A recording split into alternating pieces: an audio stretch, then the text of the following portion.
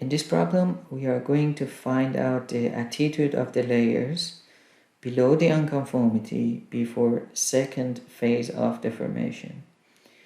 Before going into the Stereonet, let me explain a little bit on the figure, what's going on and what we are going to do.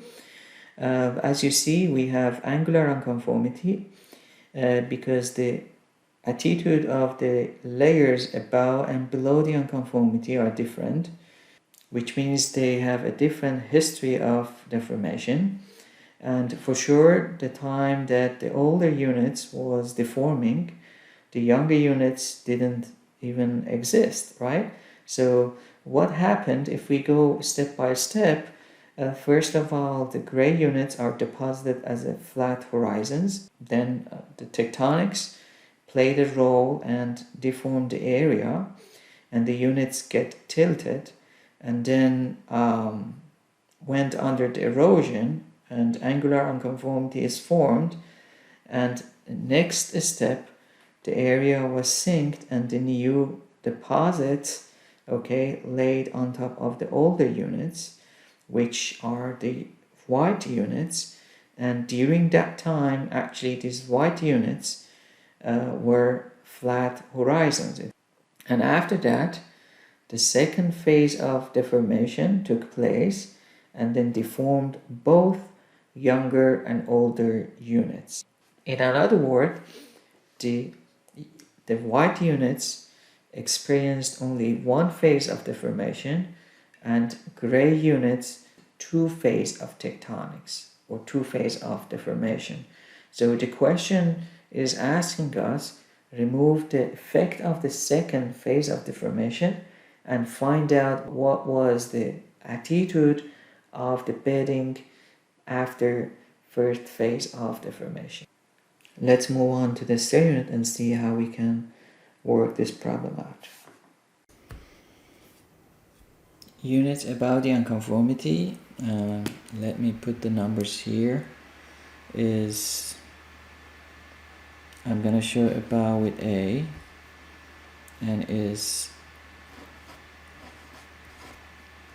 20 for strike and 30 for dip, and the units for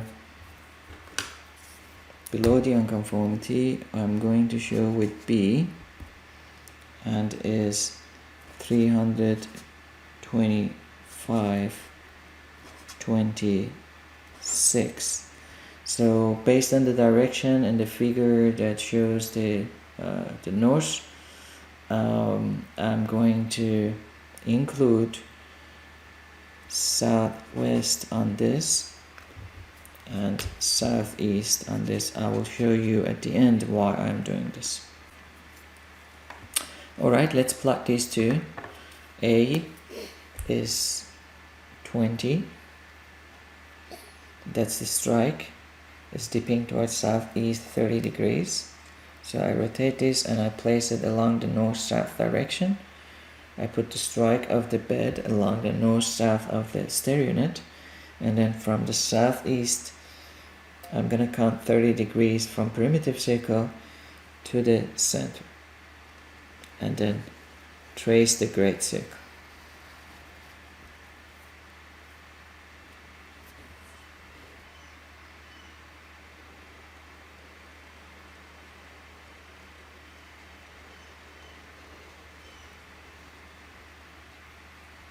Alright, that's the A.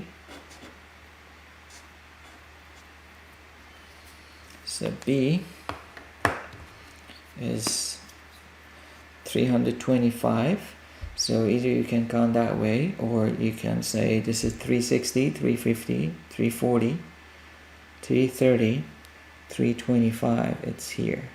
Okay, this is B, and it's dipping towards southwest 26 degrees. So I place the B along the north-south line of the Stereonet, and from the southwest direction I count 26 degrees and then trace the great circle.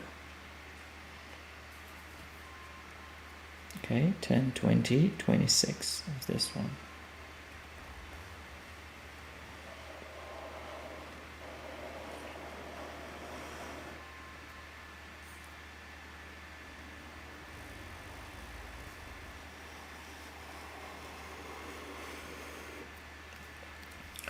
right? What we're gonna do, indeed, this is the, let's say this is layer A, or the units above the unconformity, and this is the units below the unconformity, right? And what we are going to do, we are going to rotate both of it to the direction that the units above the unconformity becomes flat, right? So if we can do this, then the units below the unconformity already corrected for the tilt, right? One more time. So this is A, this is B, and what we're going to do is rotating A to be flat horizon, and then find the strike and the dip of the units below the unconformity. So for doing that, we need to have the poles, right? One more time, we need to plot the poles, but you can do it at the same time you're drawing the arc. Okay, this one was 30 degrees, right? From the center, we go 30 degrees to that direction. Indeed, the distance between the pole and the plane is 90 degrees now. I'm gonna call this one A prime. And B, it was 26. So from the center towards the opposite side of the plane, I count 26 degrees, and that's gonna be the pole for B, and I'm gonna call it as a B prime. So we need to tilt, right? We need to tilt both of planes, and as you know, if you have a flat bit which is, you know, strike and the dip, you can write it as a 0/0, and the plane itself, it's going to end up on the primitive circle, and the pole, it's going to end up to the center. So if I push the A prime to the center, which means I'm actually rotating the A prime from the tilted situation to the flat horizon, right? So let's see how we can do this. The important point is when you are going to push the points, you need to put the, you know, A prime along the east-west line, right? Because you are allowed to count along the small circles, otherwise here you cannot do it. Okay, it's not correct. So you need to place the A prime along the west-east line, and then we need to push A prime to the center. Indeed, it was 30 degrees, right? To that direction, you need to count 30 degrees. If I push 30 degrees, the A prime, it's going to end up to the center.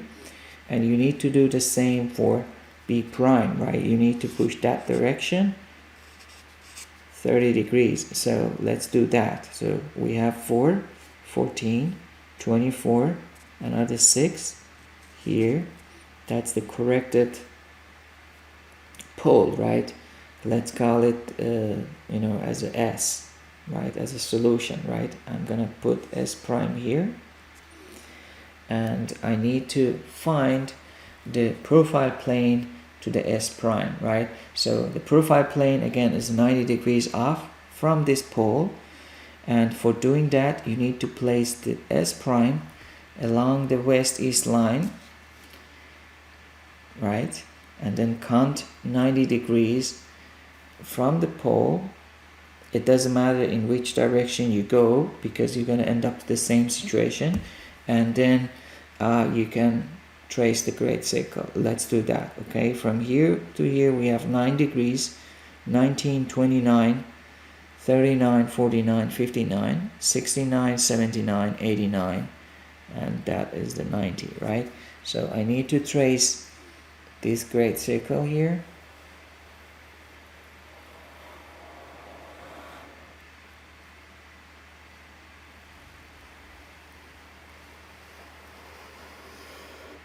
Okay, and as soon as I get the strike and the dip of this layer, we are done with the problem.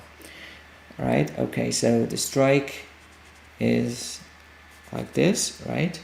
It's about 8 degrees off from 360. Okay, it's 352 slash, what's the dip? You place the strike along the north-south, and then you count from primitive circles to the center, right? 10, 20, 30, 40, 49, right? 49 is dipping towards southwest, and I'm gonna write it like that. Okay, so we are done with the question, but I need to explain you about why I put SE and SW here, because if the numbers are given like this, okay, the first thing that you're gonna think, indeed this is given in the right hand rule. Let's see if they are correct, right? So if I put my forefingers parallel with the deep direction, then the thumb actually shows one of both ends, right? One of the both ends of the strikes that we have on Stereonet, and that's the one that you should write down, right? So if this is the deep direction, this end of the strike is the one that you should write. So that's correct. It's 20, 30. That's perfectly fine. How about the next one? Again, forefingers along the or parallel with the deep direction, and as you see, this end is the one should be written if it's in the right hand rule. So if it's given like 355/26, indeed that is a plane that is dipping towards northeast, right? So these numbers are not given correctly, but as you noticed, okay, we read the numbers off from the figure. Here you have the north direction, and therefore you can actually correct it, right?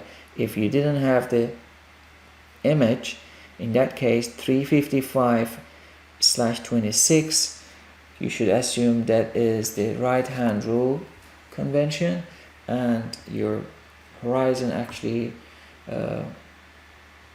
could be to the other way around, right?